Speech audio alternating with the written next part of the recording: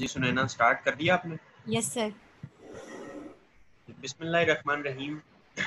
Dear students, आज का हमारा जो टॉपिक है वो बहुत इंपॉर्टेंट टॉपिक है, effects of global warming. Previously हम डिस्कस कर चुके हैं कि ग्लोबल वार्मिंग जो है वो क्या है और कैसे कैसे होती है, और ग्लोबल वार्मिंग की कॉजेस को हमने डिस्कस किया था। लेकिन आज के लेक्चर में हम ये डिस्कस कर रहे हैं कि ग्लोबल वार्मिंग के इफेक्ट्स क्या हैं। लेक्चर जो है आपकी स्क्रीन पे आ रहा है, आप इसको देख लें।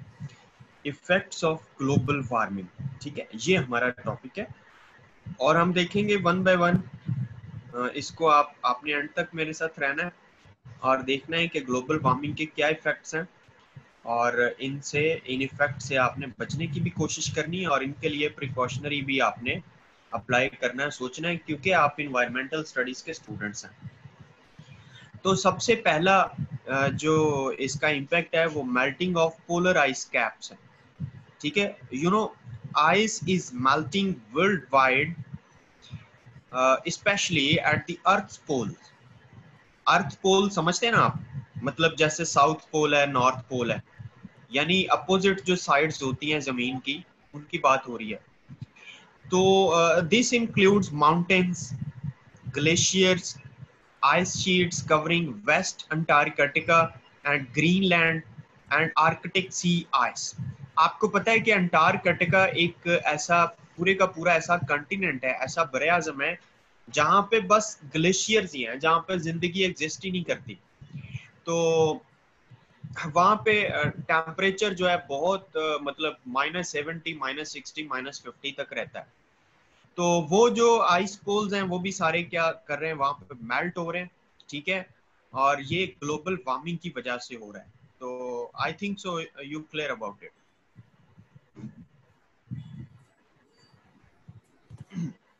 Now next one impact is,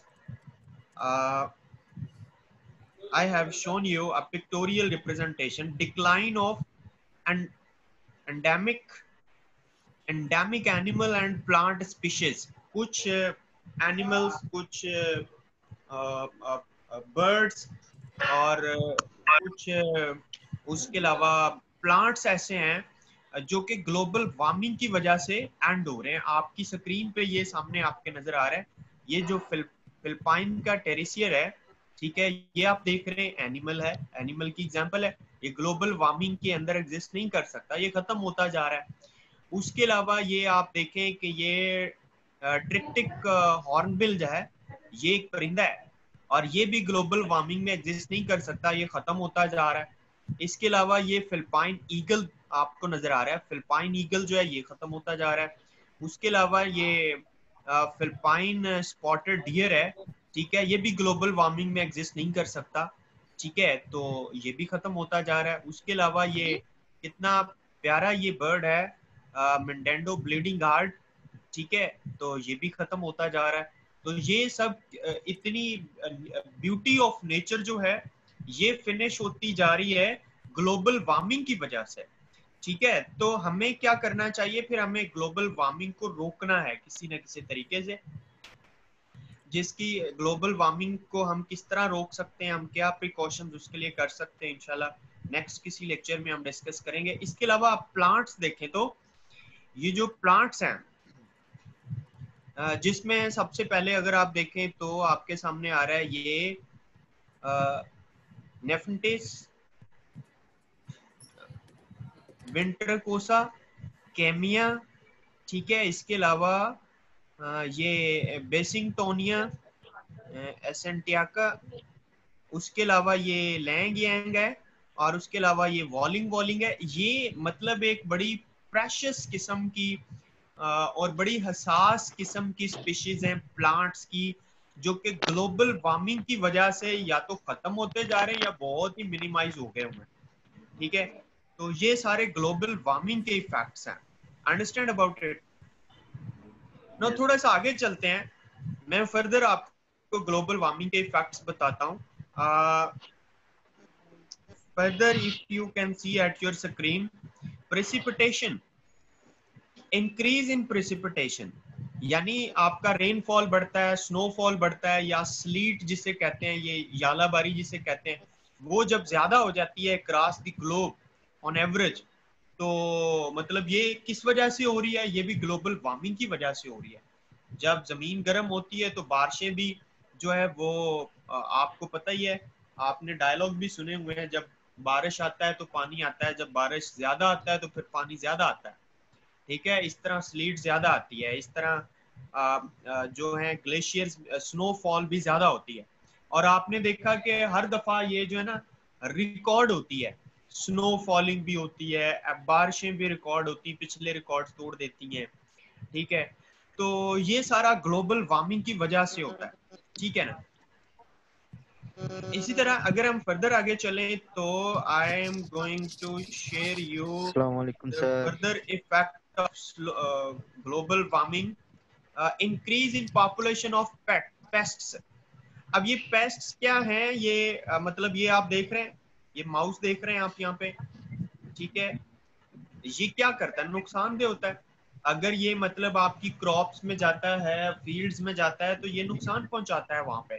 ठीक है, इसके अलावा ये दीगर आप ये इंसेक्ट्स देखें, ठीक है, उसमें फ्लाइज हो या बीज हो या दीगर जितने भी इंसेक्ट्स हैं, ये सारे क्या करते हैं? ये आपकी क्रॉप्स को खा जाते हैं या इवन आपके घरों में भी दाखिल हो जाते हैं और नुकसान पहुंचाने की कोशिश करते हैं। तो आपके ये जो पेस्ट्स हैं, जो हार्मफुल इंसेक्ट्स हैं, ये बढ़ जाते हैं, और ये ग्लोबल वार्मिंग की वजह से होता है। जब जमीन गर्म होती है तो ये जमीन से अपने बिलों से बाहर आ जाते हैं, और बाहर आके आपकी रियल लाइफ को डिस्टर्ब करते हैं और आपकी क्रॉप्स को डिस्टर्ब करते हैं, जिससे क्रॉप्स की जो आउटपुट है वो भी कम रह जाती है। तो is it clear to you? Do you clear about it? बहुत सिंपल है ना, इतना कोई मुश्किल नहीं है आपका टॉपिक।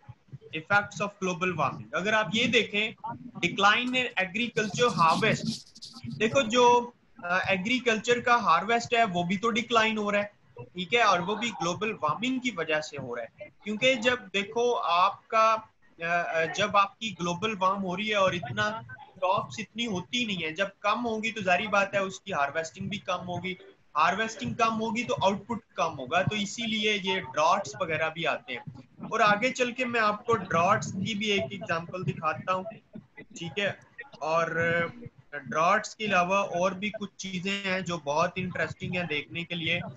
अब ये देखें आपकी स्क्रीन पे, ये एक पिक्चर आ रही है, drought and floods become common.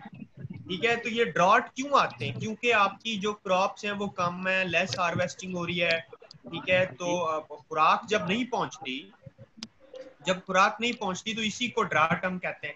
इसी तरह ये साथ आप देख रहे हैं फ्लड्स। अब ये फ्लड्स वही वो ग्लेशियर्स के पिघलने की वजह से, जब दरियाओं में, नदी नालों में पानी ज्यादा आता है तो जारी बात है वो फ्लड्स की शक्ल इख्तियार कर लेता है, या रेनफॉल ज्यादा होता है तो वो फ्लड्स की शक्ल इख्तियार कर लेता है। ठीक है, तो ये आप मंजर देख रहे हैं, ये सारा ग्लोबल वार्मिंग की कॉज है। ग्लोबल वार्मिंग इसकी कॉज है, इसकी वजह से ग्लोबल वार्मिंग होती है। ठीक है, इसके अलावा अगर थोड़ा सा आगे चलें तो मैं और आपको एक इंटरेस्टिंग चीज आप ही के शहर की दिखाता हूँ। आपके शहर से मुराद आपका शहर कराची, लेकिन उससे पहले मैं एक छोटी सी और चीज आपको दिखा दूं, जहाँ पे स्प्रेड ऑफ डिजीजेस। देखिए, ग्लोबल वार्मिंग की वजह से डिजीजेस फैलती हैं। लोग जो वर्किंग लोग होते हैं, बच्चे, उसमें हर हर एज के लोग वहाँ उसमें इंक्लूडेड होते हैं, और जब वो वर्किंग होते हैं, काम कर रहे होते हैं, और काम से हटके वो बीमारियों का शिकार हो जाते हैं, जैसे अब कोविड-19 का आप देख लें, तो जो लोग कमा रहे थे, काम कर रहे थे, वो क्या है, वो हॉस्पिटल्स के बेड्स पे पड़े हुए हैं। तो क्या होता है, इससे मैशियत को नुकसान होता है, बहुत बड़े डिजास्टर्स आते हैं। तो आई थिंक सो कि आपको ये भी बात क्लियर हो गई है। चलिए मैं आगे थोड़ा सा और दो तीन इंटरेस्टिंग चीजें आपको शो करता हूँ। आप अपने माइक बेशक ओपन कर लें, और आपका कोई क्वेश्चन है तो वो भी आप कर लें साथ। ये एक और चीज आपके सामने आ रही है, hurricanes and typhoons are stronger and more frequent. इसका मतलब ये कि देखो, जब जब हवाएं इतनी तेज चलती हैं, ऑलमोस्ट कोई मैं आपको बताऊं तो हवाएं जब कोई 74 किलोमीटर भी नहीं, माइल्स,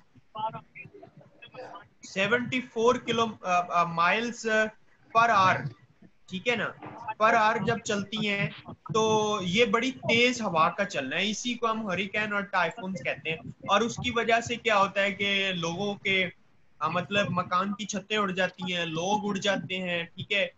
बहुत सारी तबाहियां होती हैं। आपको पता है ये जो ट्रांसमिशन लाइंस हैं वो आपकी हिलके रह जाती हैं, टेलीफोन लाइंस खराब हो जाती हैं, बहुत सारे नुकसानात होते हैं हरिकेन्स और टाइफून्स की वजह से। तो is it clear to you students? Sir yes okay okay, अब मैं आपको एक कराची की शक्ल दिखाता हूँ। एक कराची में आजकल क्या हो रहा है, ग्लोबल वार्मिंग की वजह से क्या हो रहा है, decrease supply of clean drinking water. ये जो मंजर आप पिक्चर में देख रहे हैं ये कराची का मंजर है भाई, ठीक है। कराची में आजकल पानी इस तरह मिलता है, आपको पता है, लाइनों में लोग अपने ड्रम और अपने वो बकेट्स लेकर खड़े होते हैं और इतनी लंबी लंबी लाइनें होती हैं पानी के लिए, और उनको सेफ ड्रिंकिंग वाटर नहीं मिल रहा होता, ठीक है। और लोग गंदा पानी पीने के ऊपर मजबूर होते हैं, और ये सारा ग्लोबल वार्मिंग की वजह से ऐसा होता है कि जब पानी जो है वो आपके किसी एरिया के अंदर नायाब हो जाता है। इवन लाहौर के अंदर भी यही कहा जा रहा है कि 2025 के बाद बहुत शॉर्टेज क्रिएट हो जाएगी ड्रिंकिंग वाटर की, सेफ ड्रिंकिंग वाटर की, ठीक है। इसके अलावा अगर आप देखें तो species that depend on one another may become out of sync, ठीक है। आउट ऑफ सिंक का मतलब वो एक साथ नहीं रह पाती, ठीक है। वो उनकी सेम स्पीड नहीं होती। For example plants would bloom earlier than their pollinating insects become active. यानी प्लांट्स जो हैं वो उस वक्त ब्लूम कर देते हैं, उस वक्त अपने फूल निकाल लेते हैं जब इंसेक्ट्स जो हैं वो उनके पोलन के ऊपर हमला कर देते हैं और उसको खा जाते हैं, ठीक है। और जारी बात है वो फिर प्लांट्स जो हैं वो आपको आउटपुट नहीं देते, यानी उनके जरदाने खा जाते हैं इंसेक्ट्स, ठीक है, वक्त से पहले जब वो ब्लूम करते हैं। तो ये भी ग्लोबल वार्मिंग की मतलब वजह से होता है, ठीक है। और उसके अलावा मैं आपको बताऊं तो